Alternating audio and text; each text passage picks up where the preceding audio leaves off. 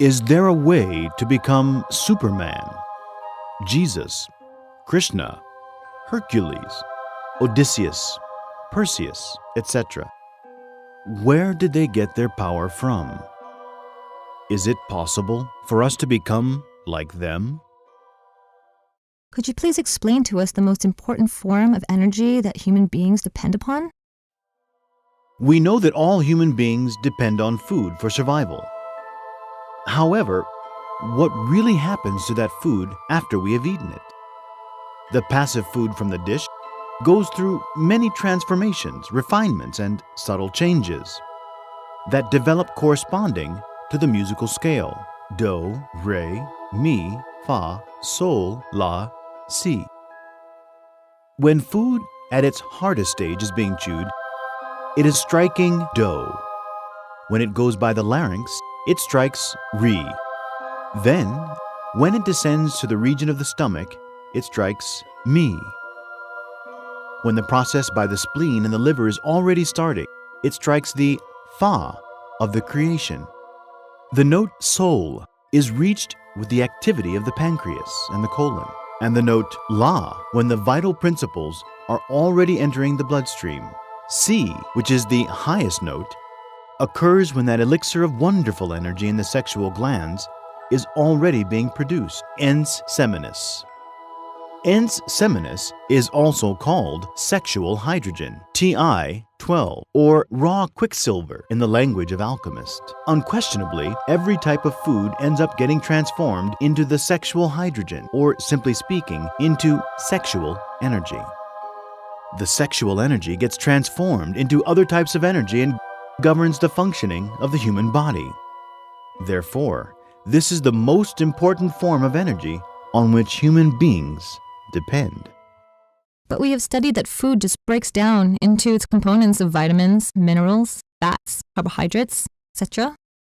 Given that Einstein proved scientifically that matter is susceptible of transformation into energy, and that energy can be transformed into matter, nobody would find it surprising nowadays the food gets converted into sexual energy, and the sexual energy is further transformed into other energies. See how the water of a puddle on the road gradually evaporates under the heat from the sun and becomes clouds, and ultimately energy, lightning, and thunder, which is nothing but another form of energy. The same happens with the ens seminis, the entity of the semen, the sacred sperm. What is the importance of this sperm or ens seminis? And does this process apply to women also? We are using the word sperm in a general sense to describe the sexual energy of all human beings. Nowadays, there is a tendency to consider the sperm as just a substance excreted by our sexual endocrine glands. The sperm, however, is sacred because it contains our true identity. It is our seed from which we are born and we grow. Medieval alchemists used to see the vitriol in the sperm, which stands for this: visit the inside of your earth. By rectifying, you will find the occult stone. But to which or what stone were medieval alchemists referring? To the famous philosopher's stone. Such stone has to be manufactured. Undoubtedly, there are formulas to manufacture it. Certainly, those formulas lie in us being able to transmute the sexual libido, that is, to transform the sperm into energy. If with the ens seminis we can give life to a child, if with the ens seminis we can reproduce the species, if with the ens seminis we can fill the world with millions of beings, then it is certainly true that with the ens seminis, the entity of the semen, we can give life to ourselves and become authentic supermen or superwomen in the fullest sense of the word. Wonderful. Could you please explain the science behind this? Talking from a strictly scientific point of view, we should say that when the sacred sperm is not ejaculated, it becomes what is called node. Nodes are energy, transcendent electricity. With the help of some mantras, that sexual energy or The node then rises through some specific ultra-sensitive channels of the spinal column up to the brain. That kind of energy develops and dilutes itself in the cerebral mass, opening up with its force the power that lies in the psyche, making the brain dynamic. It is necessary to seminate the brain because it is well known by men of science that only 3% of the average human brain is working. The rest is inactive.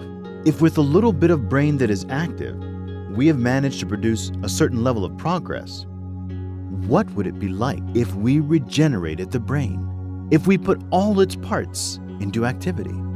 Then we could transform the world, make it into a marvelous place. But we need to regenerate it. We need to seminate it, to cerebrate the semen and seminate the brain. That is the key. The great musicians of the past, like, for example, Beethoven, Mozart, Chopin, or Liszt, were people whose brains were very seminated. People who gave extraordinary capacities to their brains. People who used the highest percentage of the brain areas. Even Einstein had 10% of his brain working. Nevertheless, nowadays the human brain has degenerated too much, and we do not realize that this is so. And why has the brain degenerated?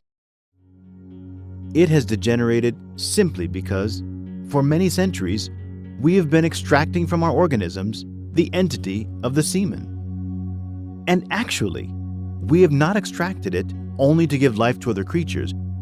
We have extracted it because we have liked doing so, because it is a great pleasure. That is all. That is why we have reveled in lust, in beds of pleasure, enjoying it enormously. But the brain has suffered the consequences, and now there are many areas that are not working. It is quite alarming, the information you are sharing with us. Is it possible to reverse this process? It is possible to regenerate the brain, but in order to regenerate it, one has to transmute the entity of semen, turn it into energy. Extraordinary psychosomatic changes occur when the sacred sperm is transformed into energy. We know well what the hormonal vessels in our gonads are, how they work, how the hormones pass from one vessel to another, how they travel along the spermatic cords, eventually reaching the prostate. We know well how precious the prostate is. There, the great transformations of the entity of the semen are produced, leading to creation of hormones. And the hormones finally enter the bloodstream. Sexual hormones, for example, work miracles when they enter the bloodstream. They come into contact with the endocrine glands, whether the thyroid, parathyroid, adrenal, or the thymus, etc., and stimulate them. They make those little micro-laboratories produce more and more hormones. These hormones, produced by all the glands in general, enrich the bloodstream extraordinarily. And then ailments disappear, illnesses disappear. What has this got to do with the disappearance of illnesses? Isn't that a normal part of the aging process? Do you know what growing old really is? Maybe you think it is related to the years of age, to time. However, what we call time is nothing other than an illusion of the mind. The harsh reality of this, my dear friends, is that some cells have been damaged. They have deteriorated, have been eliminated, and replaced by new cells. Then we say, it is a matter of age. But it is a matter of cells, not age. Vulgar, ordinary men do not let the zoosperm rise to the prostate, not even for a second. They eliminate them from the very sperm sacs to satisfy their brutal impulses. Under such circumstances, the brain awfully degenerates due to the lack of rising hormones. It does not receive sexual hormones, and therefore it loses its capacity for action. The faculties latent in man degenerate because there is not enough stimulus from sexual hormones. Besides, the sexual force is what produces the phenomenon of mitosis in the fetus. Mitosis is the splitting of cells to gestate human animals. Well, the presence of creative energy makes the original cell split into two. It makes the two split into four, the four into eight, etc., etc., etc. And this is how the tissues, the organs, and so on are formed. This is the process of gestation, a formation of creatures in the maternal womb. I want to tell you that the sexual hormones active in the blood, charged with electricity and magnetism, produce mitosis in the adult human organism. That is, new splitting of cells, formation of new tissues, etc. This is how you can achieve a complete regeneration or rejuvenation of the human organism. A young man produces large amounts of sexual hormones, lots of zoosperm. All these zoosperms, transformed into hormones, go to the brain and renew it. That is why young people have a revolutionary way of thinking and an open mind. On the other hand, the poor old men who have already wasted the sacred sperm are really ruined. They produce very few zoosperms, and whatever little they produce, they manage to eliminate these zoosperms from their body for the passionate satisfaction of a moment. This logically comes to affect the prostate.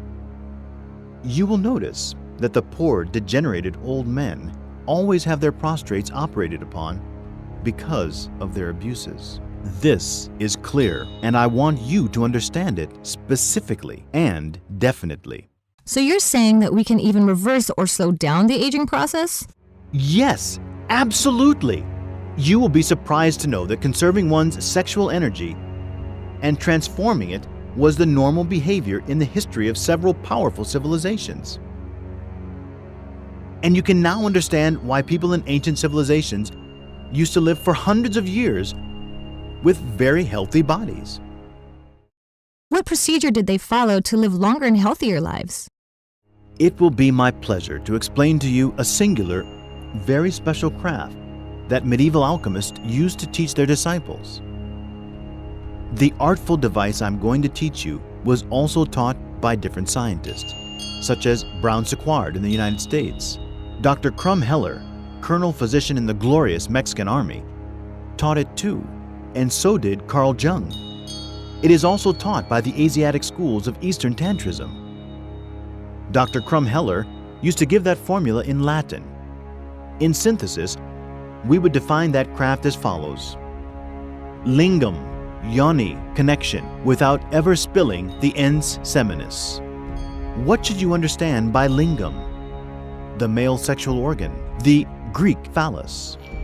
What do we understand by yoni? The sexual organ of women. That is all? Is it that simple? The Oneida Society in the United States experimented with this formula. About 25 couples, man and woman, they were instructed to copulate over a period of time, but without ejaculating the entity of the semen. And clinical studies were made on them afterwards. Complete semination of the brain was observed, together with an increase of the hormones in the blood, overall improvement of the organism, strengthening of the sexual power, and so on, and many diseases, conditions disappeared. I can understand now. But why is it that this energy has so much power over our life? The sexual force brought us into existence in this world. That you cannot deny. We are existing. We are alive because we had a father and a mother. Ultimately, in synthesis, the root of one's own life is in the copulation between a man and a woman. Obviously then, if the sexual force had the power to bring us into existence, it is the only force that really has the authority to radically transform us. There are many ideologies in the world, there are many beliefs in the world, and people are free to think whatever they please, but the only force with the authority to transform us is the one that created us. To learn to manage that wonderful energy of sex means to become the master of creation. I can tell you with great emphasis and absolute certainty that if a man set himself to abide by this formula so simple, such a man would, in the long run, transform himself into a superman. This is exactly what was done by people like Hermes Trismegistus, Quetzalcoatl, Buddha, Krishna, or the very Yeshua ben Pandira, the great Kabir Jesus. Yes, this makes sense. What are the other advantages of the use of sexual energy in this manner? What is incorrect is to use artificial or unnatural means to stop the flow of sexual energy.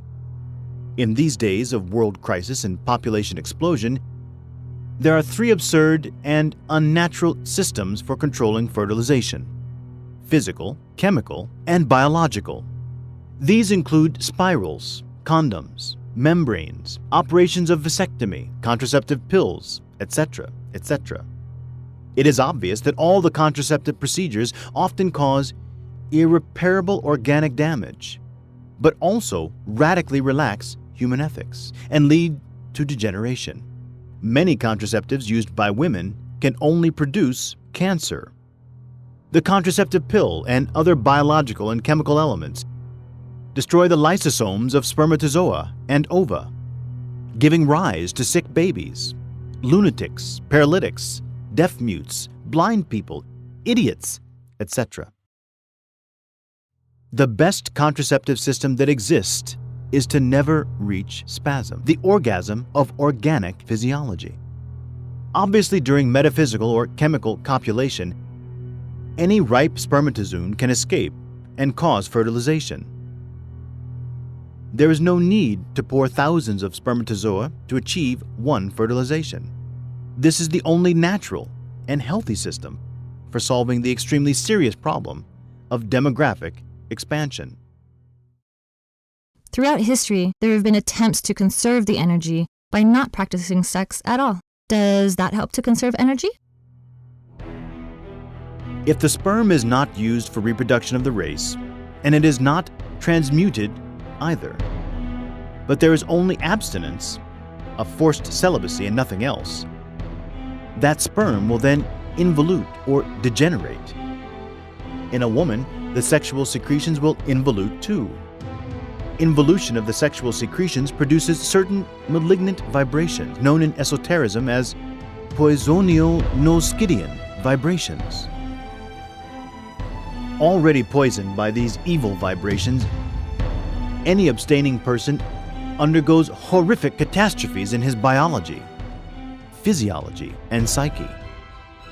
In the long run, these people put the abominable Kunda buffer organ, Satan's tail, into activity. An atom in the coccyx directs the creative force downwards, which internally becomes a kind of satanic tail or appendix. So misfortune is always the result of such absurd abstinence. But why did this practice of abstinence start if it's so dangerous? People who are sincere but mistaken do not want to understand that whoever wants to go up has to go down first. Many mistaken ascetics live in the hell worlds. Abstainers who renounced sex but had not first manufactured their solar bodies. Solar bodies are the divine bodies with which one can consciously research in the higher dimensions of nature. These can only be manufactured in the 9th sphere, that is by practicing the sahaja matuna, or sex, as described previously. A person who has done this has achieved his or her second birth, that birth of which Jesus spoke to Nicodemus. You may note that the first birth happens from the womb. And for the second birth, we have to return to the womb again, to be born again. However, for the second birth, the sexual energy has to be transformed into something superior, the energy of the spirit through love. Sex has to be renounced after achieving the second birth, not before. Understood. Now, can you please tell us, for the benefit of single people, how they should transform their sexual energies? We are going to explain an exercise that can be practiced by single people as well as by those who are married. Sit down comfortably, the Eastern way, cross-legged, or the Western way, on a comfortable armchair. Relax your bodies as children do. Inhale deeply, very slowly. And imagine that the creative energy rises through the spermatic channels up to the brain. Pronounce in your minds the mantra, hum. Exhale, short and quick, as you pronounce the mantra, sa, sa. Undoubtedly, you inhale through the nose and exhale through the mouth. While inhaling, you mantralize the sacred syllable hum mentally, since you are inhaling through the nose, but you can articulate the syllable sa with sound while you exhale. During meditation, one needs to imagine the creative energy in action. Make the energy rise to the brain in a rhythmic, natural way by means of vocalizing the mantra hum sa, not forgetting to synchronize the inhalations and exhalations of air in perfect concentration, harmony, and rhythm. Hum sa is the third logos. How should we know that we are using this technique properly? With this practice, there comes a moment when the whole of energy flows inwards and upwards. The creative energy so organized becomes an extraordinary instrument for the essence, a means to awaken consciousness. I am teaching you genuine white tantrism. This is the practice used by the tantric schools in the Himalayas and the Hindustan. This is the practice through which one can achieve ecstasy or samadhi, or whatever you want to call it, with a gradual awakening of the consciousness as well as progress towards deep meditation or samadhi. You will find greater peace and happiness. Therefore, the creative energy combined with meditation serves to awaken the consciousness. Hamsa is the key. In fact, in the ancient Hindu culture, you may have noticed that the goddess Saraswati, the goddess of knowledge, is always shown riding on a hamsa. That hamsa, the vehicle of the goddess of knowledge, is nothing but the mantra, hum sa. We need to transmute sperm into energy in order to awaken the sacred fire, Kundalini, and make it climb along the spinal column up to the brain. Only thus will it be possible for us to develop all of our faculties and powers. Salvation of man lies exclusively in the spinal cord and the sexual energy, and any other way is a lamentable waste of time.